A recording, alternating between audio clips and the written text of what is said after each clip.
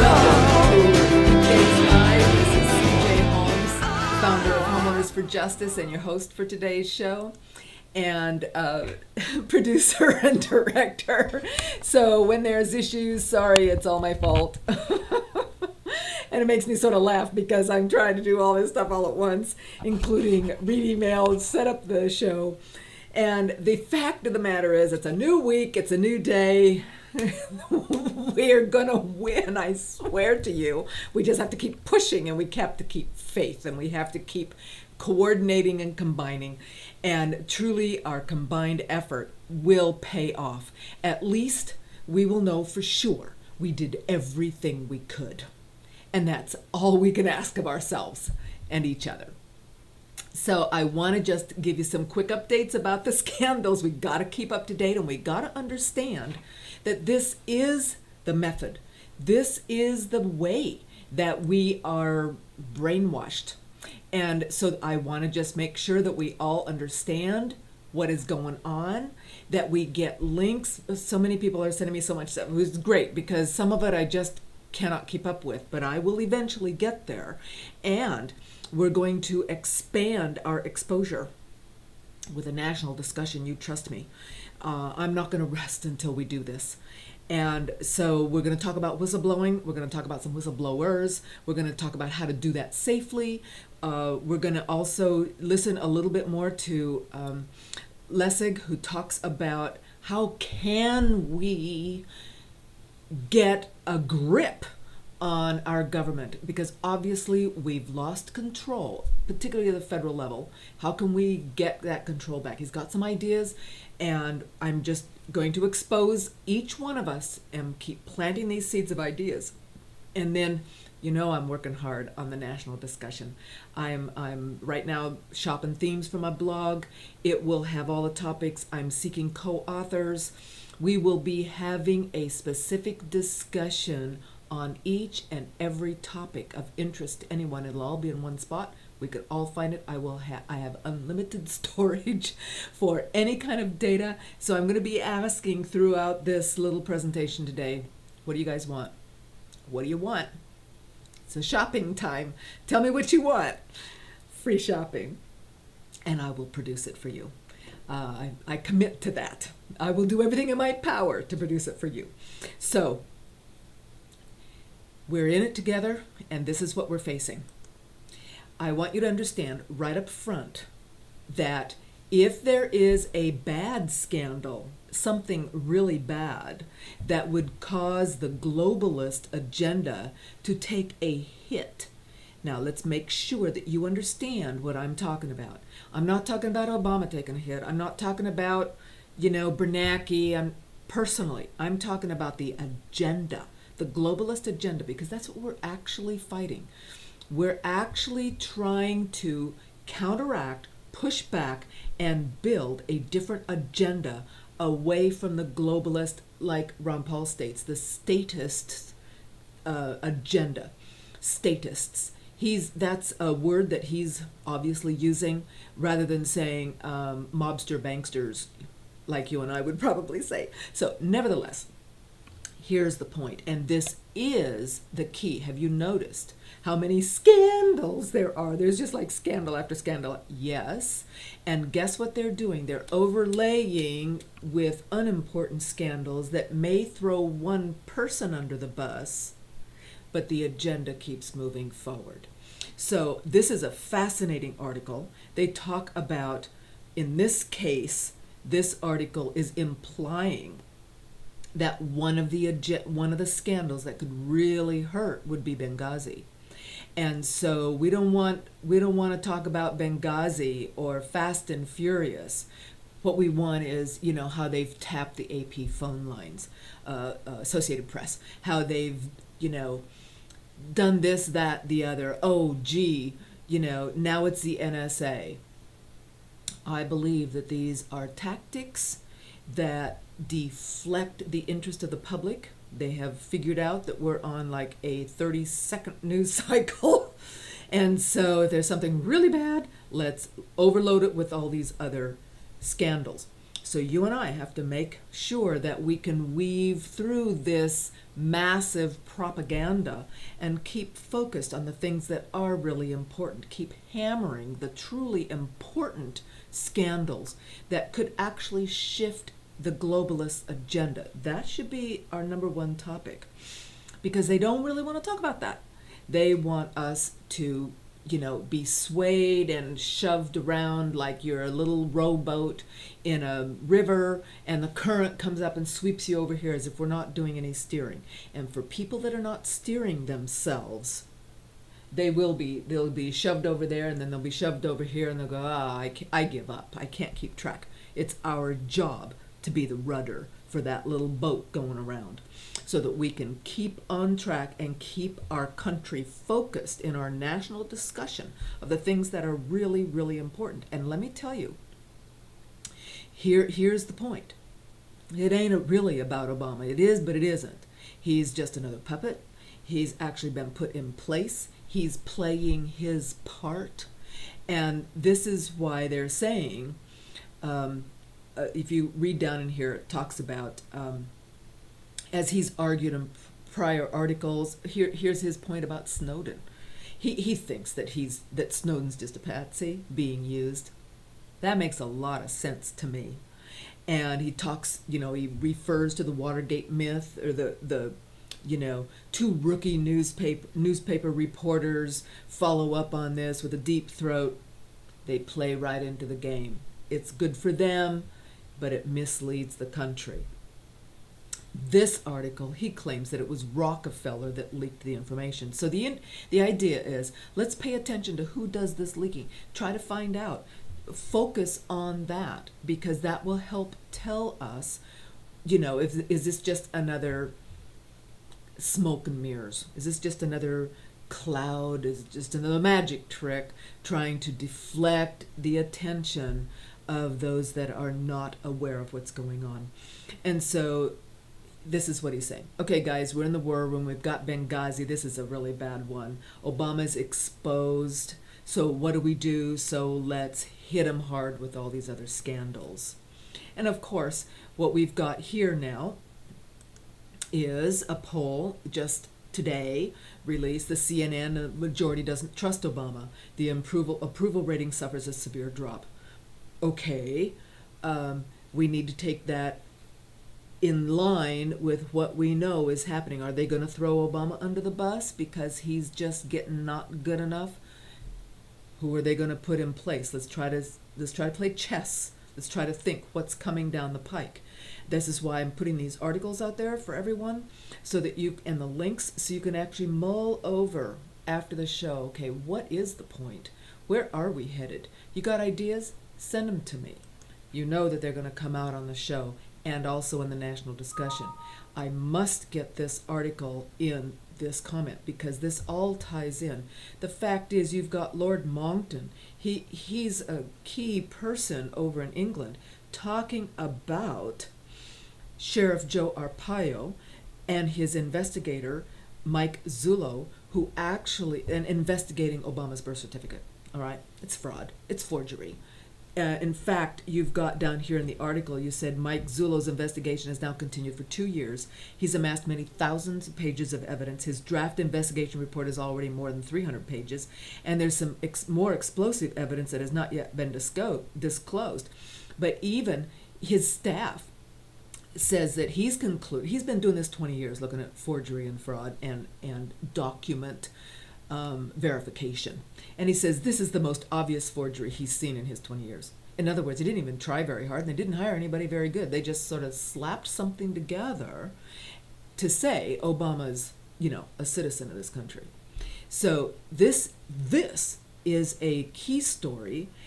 This guy, the article writer, feels that it's going to come out. However, why hasn't it so far? Why is he still in the White House?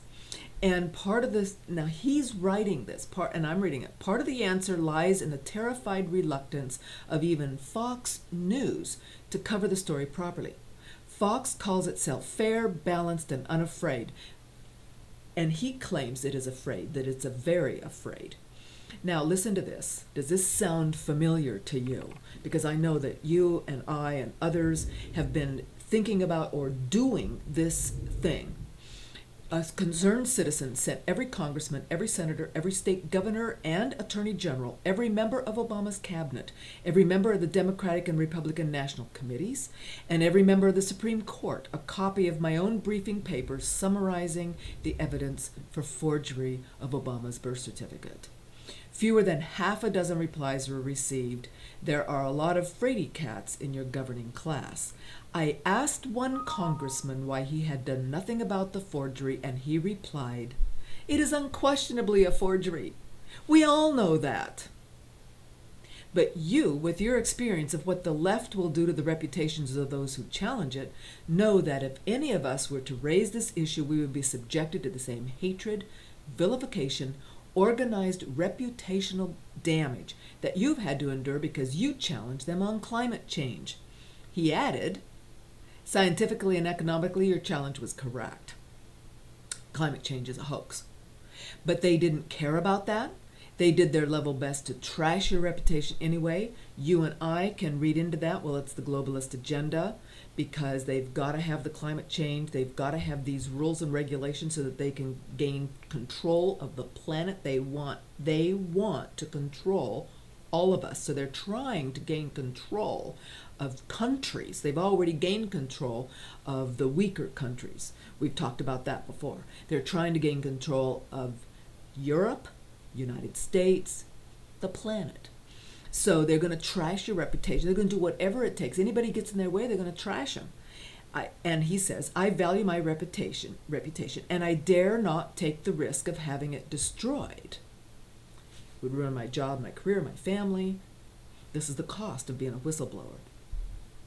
So the article continues, there's no media pressure to bring the matter to court, no political pressure either. A state of such fear and funk now subsists in the United States that no one will touch the birth certificate issue. And that is a shame, because the in-your-face forgery, does that sound familiar? We are facing forgery and fraud everywhere. Do you believe me now when I say that forged foreclosures based on forged documents is just one aspect, it's just one facet of this forgery machine? It's truth. It's a truth. And so here's another facet of forgery. It's called Obama's birth certificate, and it's arguably the biggest news story of our generation. I mean, he has taken over the United States. That summarizes it. And so, in defiance of our Constitution, the current occupant of the White House clings to office because of the fear of the public. And so the globalists, are they going to just throw Obama under the bus, let this come out, say whatever? And if they're going to do that, then you and I know, we have to know, and we have to be thinking, they have the next step. It's a plan B. Come on, guys. What is their plan B? Let's start discussing plan B, because this may come out. If they can't keep a lid on it and he's no longer useful to them, they will do to him exactly what he's done to everybody else. When a person isn't convenient, they throw them under the bus. Whatever. He'll throw anybody under the bus for the agenda. So now but in the meantime, they're still using him. He's still a fabulous tool for them. He's doing what they said. And so now, here's the next little article. He's launching a takeover of the media system. This is an emergency alert coming straight from the president. So get ready. They're using this, and I can imagine them easily using this for, we have a bank calamity, so we're closing all the banks. Shades of Cyprus. We have a currency crisis, so we need a global currency. This is how they're going to start announcing these takeover steps to you and me. We need to recognize what they're doing, try to fight back on these issues, try to stop this, but in the meantime, we have to be thinking ahead, what the strategy is, and then building our new paradigm. I'm getting to that too, because that is key. That is key. We must be building. We can't, otherwise we're just, you're going to throw in the towel and give up? I don't think so. We're not going to give up. It's not over yet, even though many people email me and said, too little, too late. Well, let's make it bigger, and let's make sure it's not too late. Let's keep working. I would like to play just a couple of minutes of this. This is an hour and 23 minutes. I've watched the whole thing, and it goes into great detail. It is what I believe one of the best links I've seen, little videos, about the major issues that were not addressed in the 9/11 Commission report. We must go back to 9/11 because that was a key event in this country. It's opened up key dictatorial legislation that has been renewed and renewed and renewed in Congress. This is the basic argument for all terrorism security, for the start of Homeland Security, which is going to end up being, we see the end result as being the police, the dictatorial police, and the FEMA camps, and all this tyranny that we've been talking about. It really started right here. I think this was a key event that turned it, and everybody in this nation needs to understand that these are questions that are still not answered. And there's a whole lot of people that if you say the word false flag, if you say, oh gee, they just shut down. Don't want to hear it. Don't want to hear it. But maybe they would watch at least the first couple of minutes of this report. The other thing is, I wanted to mention, as you well know, things disappear off the internet. And so it cannot hurt to start building a library. It's one of the thoughts I had this morning about some of these videos need to be downloaded in our own files so that we can actually store them, even if it's just on a detachable hard drive, not on the computer, so that they can't be touched. And then if we need them, we can plug the hard drive in and upload them again. I know that Randy's been downloading my shows, and I really appreciate that because it turns out a couple of them I couldn't do. So I'm trying to upload my shows to YouTube, and they won't work, and Livestream won't work, and they can't help me. So let's make sure we cover ourselves. Some of these videos are simply just too important to lose, and we have no way of knowing if the person that did it has a backup or would even be around when this is now dismissed off the internet. So that's just another little cautionary suggestion for each of us to start covering ourselves with the information and these important and well done videos. Let's pay attention to this for just a couple of minutes. Why did a third skyscraper at the World Trade Center that was not hit inexplicably collapse? Building 7 at the World Trade Center was never hit by an airplane and had no significant fire. It was 47 stories high. It was constructed of steel. Yet at 5:30 p.m. it fell perfectly straight down into a small pile of rubble, just like a controlled demolition.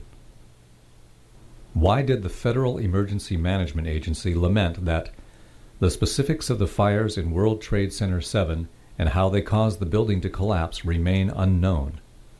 Larry Silverstein, the leaseholder of Building 7 who collected insurance of $7 billion, is on tape saying he ordered the New York Fire Department to pull it, to destroy the building with explosives.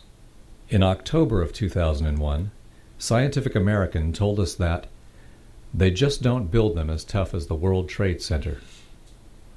Considering that Meridian Plaza in Philadelphia burned fiercely for 19 hours yet never collapsed, how could the South Tower at the World Trade Center fall after burning less than 1 hour? How could the North Tower fall after burning only for 2? How could the jet fuel have caused the collapse when the Federal Emergency Management and other government agencies have stated that most of the jet fuel was gone in the initial fireball? Moreover, how could the fires have caused the collapse at all, since recent fire tests by Cardington found that A steel building survived fires and experiments with extreme temperatures beyond the range possible with jet fuel. Since the black smoke coming from the buildings means that the fire was oxygen-starved and could not have reached its maximum temperature of 1800 degrees Fahrenheit, and steel melts at a much higher temperature of 2500 degrees Fahrenheit, nearly 700 degrees hotter than the maximum temperature of the fire, how could cleanup crews have found melted steel in the basements? How could, days later, NASA satellite images show hot spots in the buildings that still exceeded the maximum temperatures possible? Explosives like C4, however, create temperatures of 3000 degrees Fahrenheit, which easily melt steel. Why did Fire Engineering magazine tell us that no steel building has ever been destroyed by fire, that the World Trade Center investigation was a half-baked farce?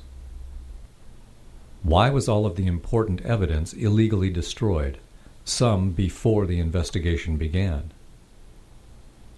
Why was $40 million spent to investigate Clinton's sex life while only $600,000 was spent on investigating the World Trade Center fires and subsequent collapse?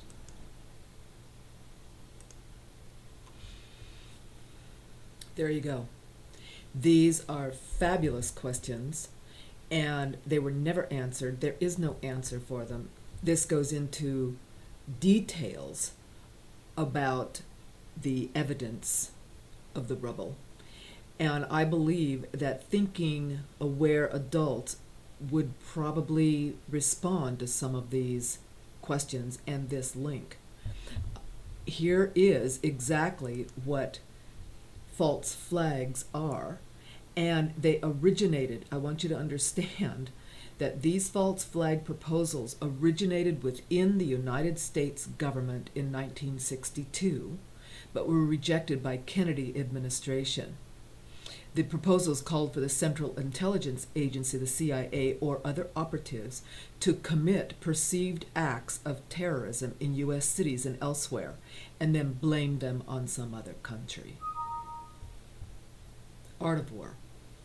So, I want you to understand that this is what's going on, and as people understand and they actually start to open up to the idea that 9/11 was a false flag, that is a major story. That's a major issue. So I just wanted to get it there, and I wanted to stream this into our show today. The other issue is everything that we stream into a live stream video is there, even if that other video disappears. So this is very, very important. People need to understand the scandal and the array of scandal and false flags and why this is happening. That will open themselves up to the future, what we can expect. And then they may really respond well to changing the game. That's our efforts of changing the game. I just wanted to put these links in. I'm not going to play any more about HARP. You know, I've talked about it. I've played some of these videos. They're fabulous videos, and actually connect HARP with the chemtrails. They put up the heavy metals in the air. They heat it up with the extra low frequency, and then they can shift the weather stream and the Gulf jet streams and shift the weather. So now we're having exaggerated weather, exaggerated drought, exaggerated rain. They're practicing and playing with this stuff so that they can control you and me, because they can actually create hurricanes. I mean, they're starting to say that maybe Katrina was caused because of HARP. Here's what another link they talk about in the HARP video about Operation Popeye, because Operation Popeye was one of the first U.S. military cloud seeding operations starting in 1967. And what they were trying to do is to make heavy rain over Vietnam, extend and increase the monsoon rains to get a military advantage. It's just grown from there. It's unfortunately, to me, a natural and logical extension of when they started here. Why would they stop? they would try to keep improving it and keep improving it and keep improving it. And so pretty quick, you'd have this kind of a map. You want to get this in the record. This is about HARP world.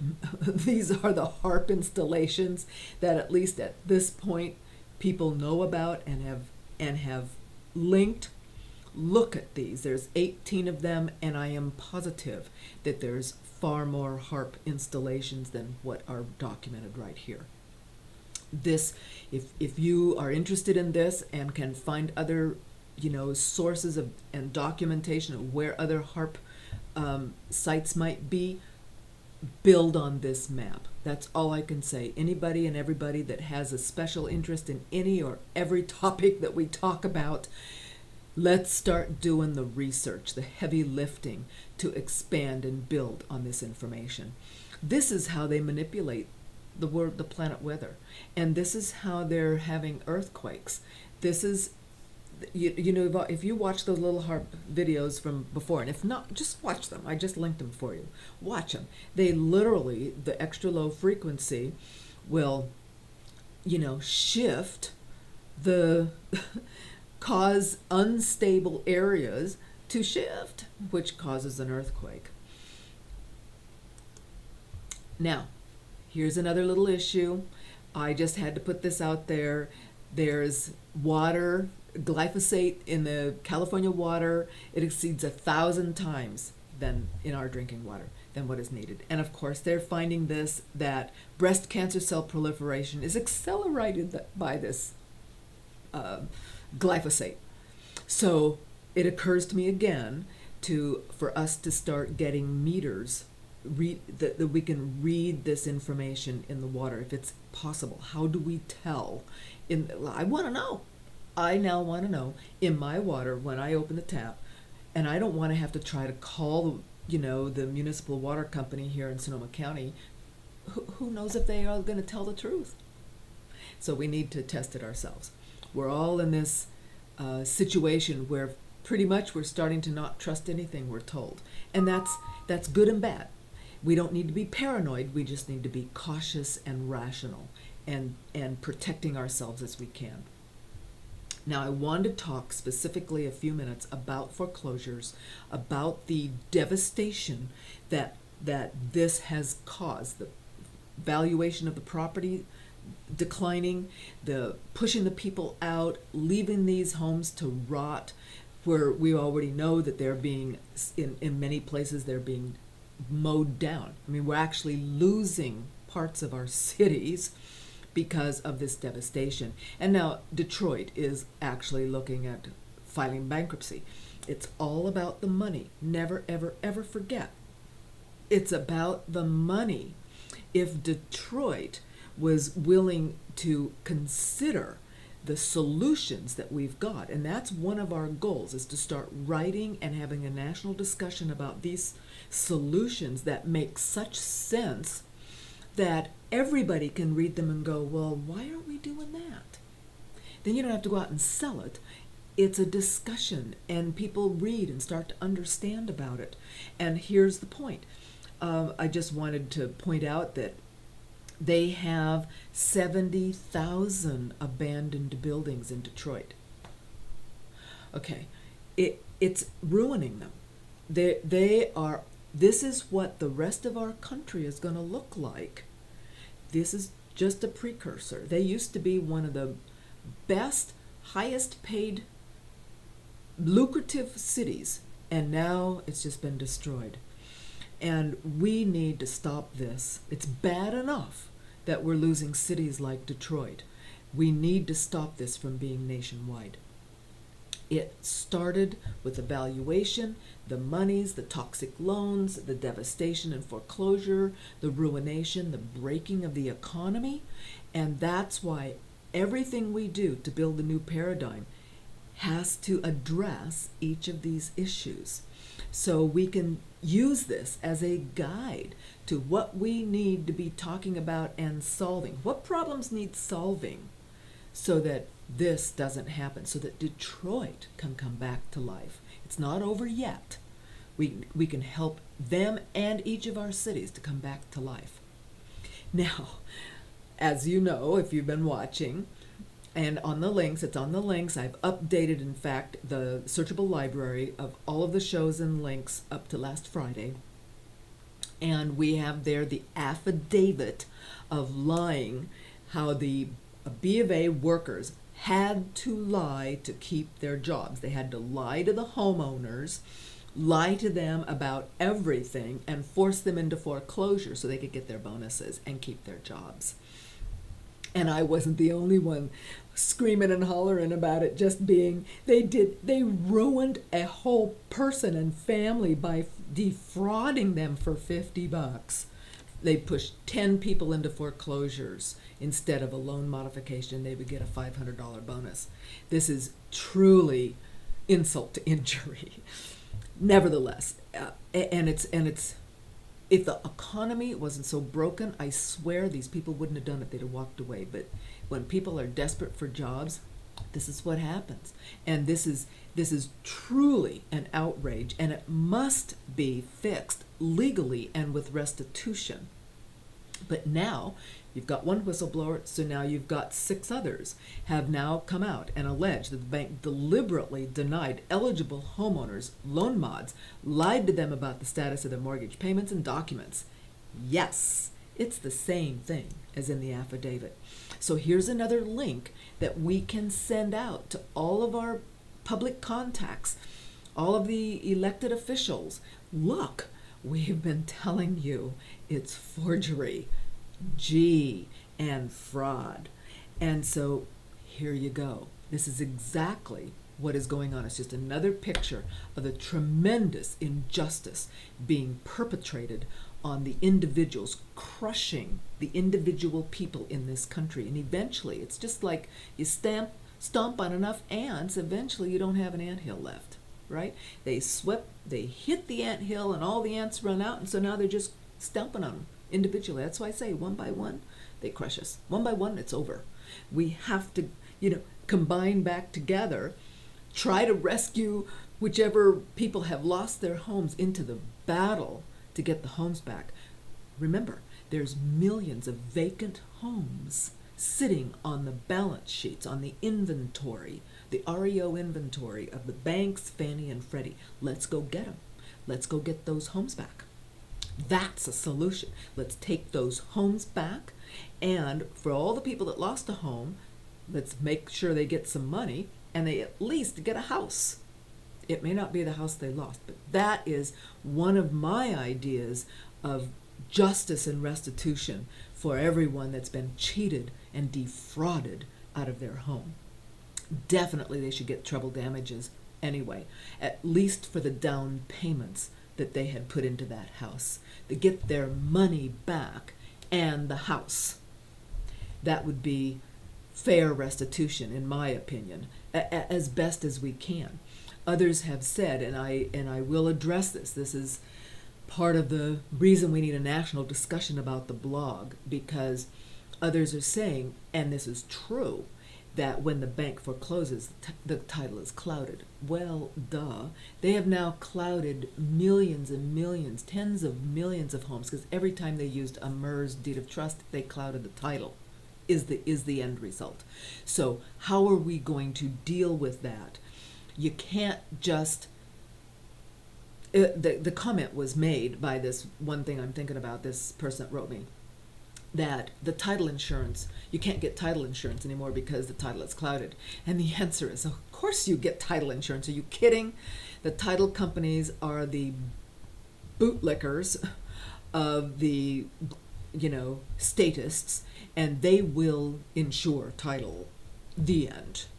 And so literally, I know this from personal experience, that when the title is actually clouded because they foreclosed on the wrong lender, for example, and so the other lender actually had the right and didn't know it.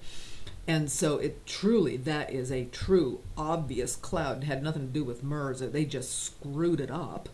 Doesn't matter. Chicago Title is going to insure it anyway. Chicago Title will insure anything they're told to insure. So yes, you can get title insurance. Yes, you can still buy and sell these. Yes, the title is legally, technically clouded. No, nobody's making it right yet. And so these are the dilemmas that we face. But we need to recognize that the banksters will just do whatever it takes to keep up their game. Legal or not, come on. Most likely they'll use illegal activities because that's what's working. And they've bought everybody off. So unfortunately, that's their game. We need to recognize it and use an article like this one to emphasize and to magnify the fraud of the foreclosure that we're trying to expose. So here is a helpful little whistleblower guide, how to leak to the press. And so it's I wanted to get this in here, so if you're thinking of whistleblowing, knowing someone that whistleblows, how to do this by protecting yourself with as little blowback personally as possible. Leak by email, how to do that, how to leak over the phone, how to leak by mail. And these are just some cautionary things that a person can do if you're really thinking of leaking, if you really have access to this kind of insider information. Read this article. It'll be very helpful. And before we go into some of the other things, ideas that others are having to get a grip right now without having to fight against the globalists, how can we get grip on our government? I wanted to make sure that this link was here because this is from Freddie Mac. And so if you happen to have a loan that's owned by Freddie Mac, or you can actually, there's some new tools to help homeowners navigate the expanded relief options. So if you're one of these homeowners whose loan is owned by Freddie Mac, they claim that we now have a nice little website that'll help you. They claim that the relief options are now expanding to include 2 new loan mod programs. They're streamlining the process and reducing the documentation requirements and timelines. Of course, if B of A wasn't lying, the documentation requirements would have been reduced because people would have to keep sending it in over and over and over. But nevertheless, if you're a Freddie Mac homeowner looking for a loan mod and you use this, I would love the feedback. Tell us how it works. What is happening? Because the answer that I experience in this, trying to do short sales, trying to help people do some of this stuff, they work on a loan mod, and then eventually they throw up their hands because it doesn't work. And years go by. So I'd love to have this information, feedback about any of you trying to do a Freddie Mac loan mod. And so, of course, it'll respond to unique needs and situations such as special mortgage relief options for service members and temporary relief for homeowners impacted by natural disasters. So let me know how it works. This link is going to be in the comments. We're going to set up, as one of our blog topics, all of these issues so that everything can be followed and you can find it. That's one of the challenges. How do we organize the nation? How do we organize and structure a national discussion? That's what's on my page right now for after the show. Trust me, I can do this. So I wanted to show you, Bill Moyers is interviewing Lawrence Lessig again. This is the link that we looked at, a portion of it, maybe the whole thing, several weeks ago. But I wanted the link here because he talks about the Lesters. And the reason in this link, where he's talking about reclaiming, that we have to reclaim our republic and how do we do this, he mentions the Lesters, but he didn't exactly really clearly explain, this clip didn't explain where Lesters came from. And it turns out that the number of people, which he does talk about in this link, the number of people that are really make a difference in our government because of the donations, how much money they give to candidates, is the same number as the number of people named Lester in this country. So that's a fascinating thing. And he talks about that here in this little clip I'm going to play next. So I just wanted to have the Lester link for you because he talks there about all of the Lesters and how we're in a Lester world. And so here is some of the ending discussion between Lawrence and Bill. This is powerful, and we need to hear his ideas. They may or may not work, but he's coming up with ideas and they're being expressed. We need to share them with each other. Connecticut representative, member of the Financial Services Committee, a former banker at Goldman Sachs, and one of the top recipients of Wall Street money. He says, quote, "It's appalling, it's disgusting, it's wasteful, and it opens the possibility of conflicts of interest and corruption. It's unfortunately," he said, "the world we live in." Now, is he just being pragmatic and you and I are just being idealistic? He's correct. It is all of those things. It's a product of the world he lives in. But here's the difference. You and I can't change that world. He could. He and a majority in Congress and the majority in the House of Representatives, majority of the Senate, could pass legislation tomorrow which would radically change the way Congress raised its money. So Jim Himes and other Democrats would not be begging to Goldman Sachs, his former employer, or other Wall Street banks for the money they need to run their campaigns, but they would be getting the money to run their campaigns from all of us so that they could begin to say, what's actually in the interest of my constituents? What actually would help America here? As opposed to, what can I not afford to do if I want to continue to raise the money I need to raise from Wall Street or the pharmaceutical companies or the doctors or every other major interest that has the capacity to veto any sensible reform in our American government. They could change this tomorrow. They should be sitting down and figuring out, how do we put together the coalition that's necessary to make this right? And that coalition is not just Democrats. There are people on the right who are as disgusted by what they call crony capitalism, which corrupts both our government and our capitalist system. They are just as disgusted, they are just as motivated. And if we had a Congress and leaders in Congress who are willing to think about the fundamental reform this would take, they could do it. They could do it tomorrow. But they are too comfortable, maybe. They are too weak, maybe. They are too small, maybe. They are not the leaders that we romanticize from the past. We're willing to say, okay, it may destroy my party, it may destroy me, but this is what I'm going to do. I mean, I think of the person you worked for, Lyndon Johnson, who says to his staff, civil rights is the issue. And they say, are you crazy? You're going to get destroyed. This will be the end of your presidency. Your first move out will be the end. And he says, what the hell is being a president for? Well, what the hell is being a member of Congress for? If not to at least change the conditions under which all of us have a completely rational reason to say that institution is bought and I don't believe what they're doing. And yet, you see the headline in the newspaper, Americans are not really concerned about, don't really care about campaign finance reform. You've seen those polls, and they're not riled up about it. So the anger isn't coming from below to pressure the candidates to do anything about reforming the system. Look, in July of 2012, Gallup did their quad-annual poll. What is the most important issue that the next president should address?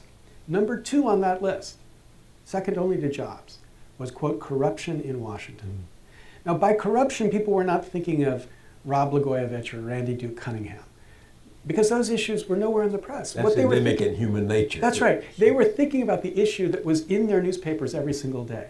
The consequences of Citizens United, like these Superpacs spending unbelievable amounts of money, seeing the candidates, Republican candidates too, flinging themselves around the country to raise money to run their campaigns. And they're thinking, this system is deeply corrupt. That was number 2. Now, no candidate, Obama or Romney, even mentioned the issue on their website. And I had a researcher look at that. I said, tell me the last time there was an issue that was on the top 10 of this list that neither party even mentioned. And he looked as far as he could find, and there was not ever a time that an issue on the top 10 list was not even mentioned by either party. So there's a wonderful, convenient reality of our political parties that they don't want to talk about this issue. They constantly say it's not an issue America cares about. But I think America doesn't care about it because they say, what's the use? Nobody's going to talk about it, nobody's going to take it up, nobody's going to do anything about it. I've got better things to worry about. So of course, they don't care about it, they don't talk about it, and they also don't participate, they don't vote, they don't get involved, because they rationally look at the system and say, the system is bought and I don't have the money.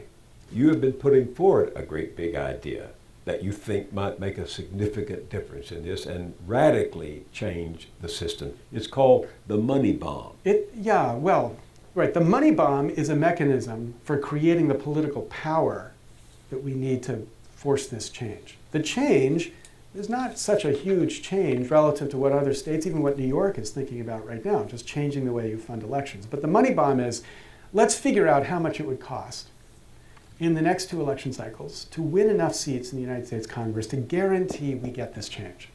I don't know what that number is, but we're hiring a group to calculate that number. Let's say it's $500 million. So then let's go around to 50 billionaires and say to them, okay, we want you to promise in a Kickstarter-like way that if we find 49 other people to write a check for that number over 50, you will write a check for that same amount. So whether it's a $10 million check or a $50 million check, I don't know what the number is going to be, but commit to us that you do that. So that by the end of this, we've got a super PAC with the power to end all super PACs. It would be for the purpose of electing representatives and a president committed to, we'd identify the package of reform they've got to promise. So you go into a district and you say, okay, fine. If this congressperson is not committed to that, we're going to take that congressperson off. We're going to punish him for not supporting reform. Right. Now, of course, you had Jonathan Soros on your show. And Jonathan Soros gave us the pilot that demonstrated how powerful this idea could be. Soros ran a little super PAC called Friends of Democracy. They targeted 8 seats. They spent about $2.5 million, not a lot of money, and 7 of those 8 seats flipped in the way they wanted it to flip. They made money in politics the issue, and in 7 of those 8 seats, people came out and said, fine, that's right, this guy is corrupt in our view, and we're going to take him out. Now, if you, in 2014, went from 8 seats to 80 seats, and you won even 50 of those 80 seats on the basis of money in the politics. So if you had $50 million in 2014, and you won 50 of those seats, that would terrify the United States Congress. So when you came back in 2016, there would be a lot of people who would all of a sudden magically have become reformers in this fight, and we would have a real chance to get a Congress committed to, in 2017, their very first bill being the bill to enact the change that gives us a reason once again to have confidence in the system. Now, it's a huge fight, and the reason the money bomb has got to be so big is that the closer we get, and the closer that K Street realizes that we might actually have a chance of winning,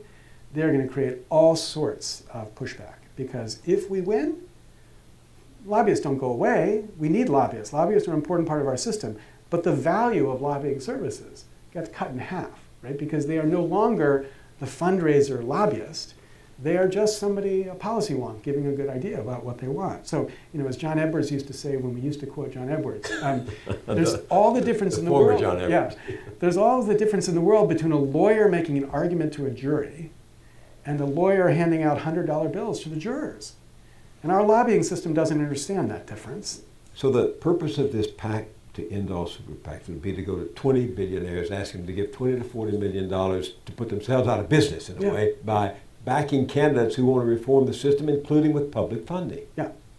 Now, the kind of citizen funding I think we need is not the old kind, where the government sort of writes a check, here's $50 million to run your campaign, but a kind where we empower citizens to exercise their choice about how to spend the money that they've gotten. Now, New York right now is considering, the governor is going to introduce a proposal for matching fund system to fund elections in New York, modeled on the New York City model, where if you give $100, it's matched 6 to 1. My own version of the system would be basically hand out vouchers or coupons to every single voter, right? So if every single voter got a $50 voucher, you say the first $50 of your taxes, we're going to send back in the form of a voucher. And you can give that voucher to any candidate who agrees to fund his or her campaign with vouchers only, plus maybe contributions of up to $100. Now that $50 alone would be $7 billion in the system. So that's real money.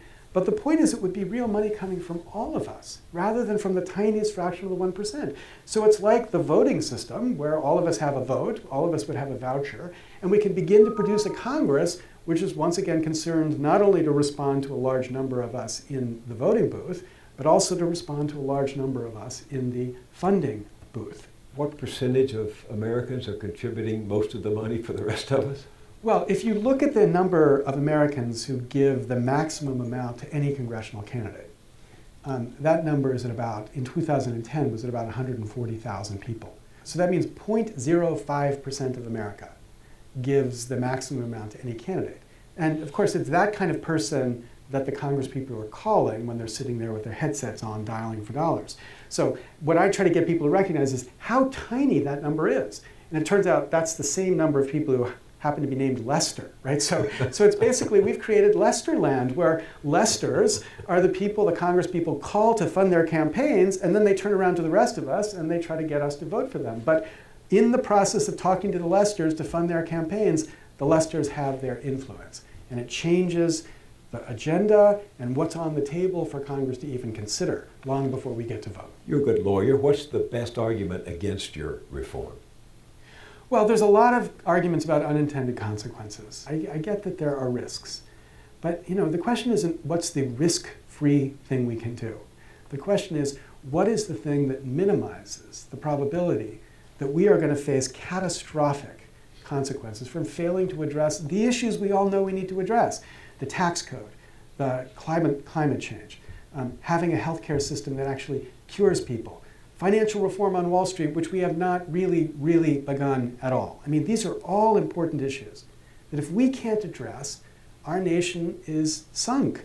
And so I understand we need to worry about what the consequences of this might be, but we also need to act vigorously to change a system which any rational soul has got to believe is corrupted. Is Citizens United, the Supreme Court decision enabling corporations and labor unions and others to contribute unlimited amounts to influence an election, an impediment to what you want to do? Yeah, there's no doubt that Citizens United has made the problem worse.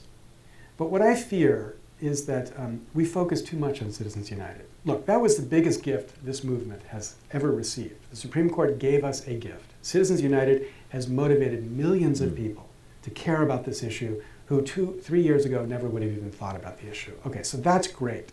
But the thing to recognize is on January 20th, 2010, the day before Citizens United was decided, this democracy was already broken, right? Citizens United may have shot the body, but the body was already cold, right? So it's not enough to start a reform movement focused on the idea of fixing the Supreme Court's mistakes, because if we do, we still have not addressed the fundamental problem in the way in which Congress funds its elections.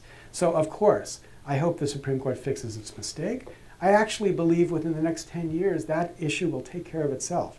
Without a constitutional amendment, as some people are advocating and working for as we speak? Yeah, maybe it needs an amendment. But here's what I know.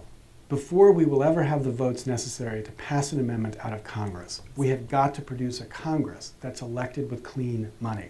So the long-term strategy might require a constitutional amendment. Not an easy task.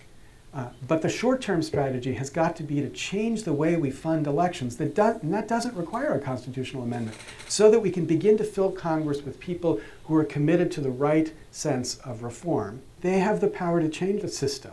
And we ought to say to them, and if they don't exercise that power, then shame on them. And shame on us if we don't kick them out when they don't. Larry Lessig, this has really been an interesting conversation for me, and I appreciate very much your joining me. I'm grateful you would have me, Bill. The money bomb. What a classic topic for a national discussion. I love it. We need to focus on these solutions. Every way we can change how the money works, we will shift and change the results in favor of the people. It's truly exciting, because these are issues that our family, friends, and neighbors will connect with. They will understand too. I loved what he said. It is so true. Everybody, I swear, this whole country is in malaise because it feels like it's completely overwhelming. It's just way too big to handle. It's all gone anyway. So what difference would I make? And that's where we can help others say, you can make a fabulous difference. Join us. Thanks, guys. We'll be talking tomorrow. Kimmy's planning to be with us for the pink party this weekend, if you can make it there in Santa Barbara. And truly, there's more and more things going on as I get my blog set up so we can start our discussion. I'll be introducing that as soon as I can. Thanks. Been a good Monday. See you tomorrow.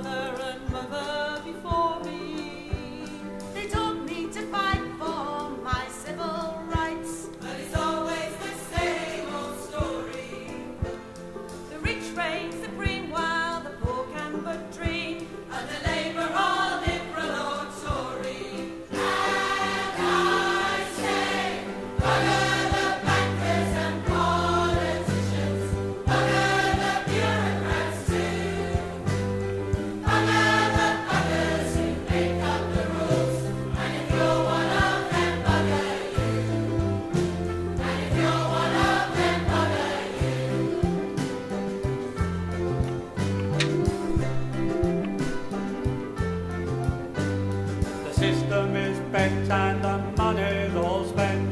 We're badgered from every direction. The workers get taxed while the wealthy relax.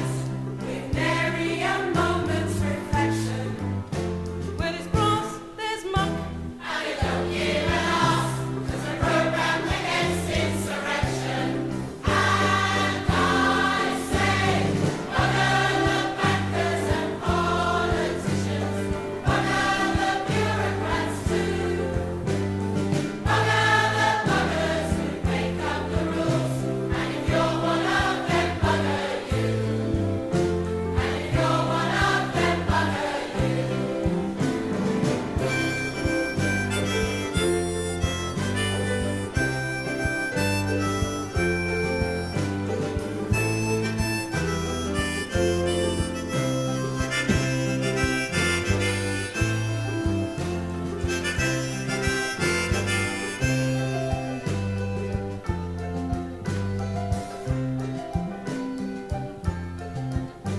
Now all you good people with passion to vent, don't give up the struggle for justice.